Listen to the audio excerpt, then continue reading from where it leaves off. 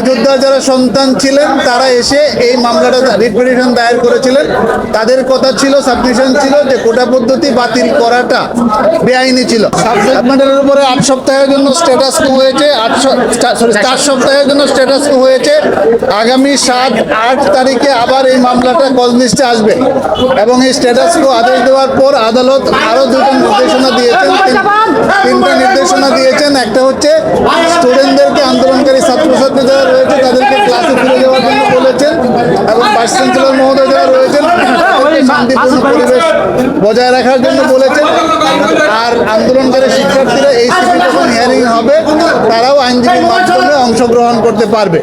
আপনারা জানেন যে এই কোটা সংক্রান্ত বিষয়ে 2018 সালে একটি হাই পাওয়ার তদন্ত কমিটি করা হয়েছিল।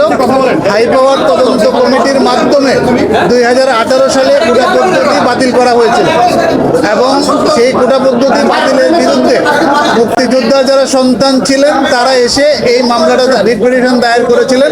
তাদের কথা ছিল, সাবমিশন ছিল যে কোটা পদ্ধতি বাতিল করাটা বেআইনি ছিল এবং হাইকোর্ট ডিভিশন এই রোলটা অ্যাবসলিউট করে মুক্তিযোদ্ধার সন্তানদের পক্ষে এবং কোটা পদ্ধতির পক্ষে রায় দিয়েছে। 2-3জন শিক্ষার্থীর পক্ষে, 2জন শিক্ষার্থী পিটিশনার হয়েছে, আরো অনেক শিক্ষার্থীরা রয়েছেন। তারা আসছেন এই পরিস্থিতি, উদ্ভূত পরিস্থিতি বিবেচনায় যে বিশ্ববিদ্যালয়ের শান্তিপূর্ণ পরিবেশ ফিরে আনা দরকার। এটা ছিল, এটা বাতিল করা ছিল না, সেই ক্ষেত্রে বাতিল আছে। এখন হয়েছে সেইগুলোতে কোটা পদ্ধতি লাগবে না। পরবর্তী নতুনটা যদি করতে হয় তাহলে এখন আপাতত কিছু করবে না।